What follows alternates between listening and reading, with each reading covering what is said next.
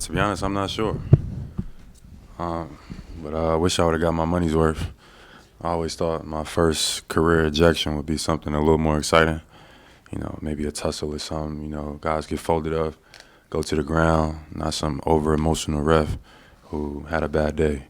What I'm most upset about is I should have got my money's worth. So Joe said that the first thing you said, he was told, you said, don't call that weak-ass expletive. What was the second thing? I don't want to. What was the second thing? I assume that was accurate. What was the second thing that got you tossed? I don't know. So I think it's a difference between showing emotion and it being disrespectful or derogatory towards another person. I don't think I was directing it towards him whatsoever, especially on the second one. It wasn't even close. I'm on the bench.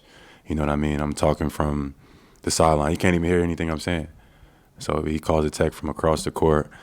That's for sure have to do with somebody having their emotions too involved in whatever else is going on and they accessing their power with technical fouls. I ain't going to comment on officiating in general, but I am going to comment on this guy in particular tonight. I thought that was bullshit. And not to keep harping on it, but it seemed like the first tech happens, you go to another ref and start talking to him about whatever, and then was the other ref the first tech that the first guy that called the tech on you?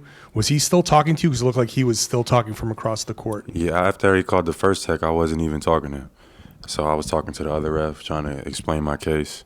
You could tell his emotions were involved and X, Y, and Z. He wanted to make it a back and forth. I'm explaining to the ref, and he calls the second tech from the other side of the court, which was a clear example of somebody exercising their power to try to get somebody thrown out the game. I thought it was bullshit, but it is what it is. We got the win.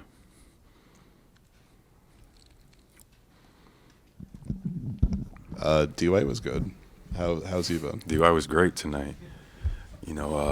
When that second half, the way we played, especially in that third quarter, I think that's what we try to establish as our identity. Being able to play fast, guarding from multiple positions, making the right reads. And like we talked about all season, success is going to look different.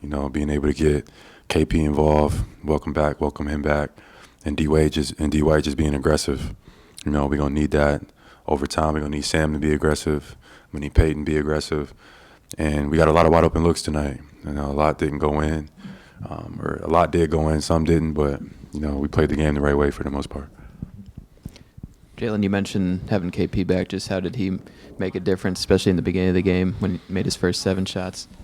Yeah, he's just a threat. Just adds another huge threat to our offense. Him just being 7'3", setting screens, getting down threes, and him being able to shoot the ball, makes teams have to make decisions, which opens up my game, which opens up Dwyane's game, everybody's game. So KP being on the floor is just him just being there is a threat. Joe used the words empowering your teammates. How were you and Jason in that first quarter kind of getting everybody else going, and what was your mindset going in?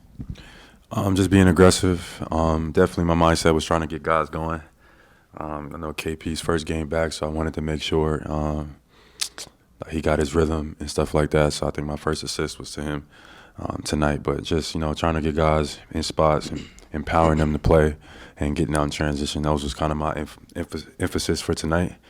And I think we just played an overall solid good game. We had some wanes, but I thought it was a good game on our behalf.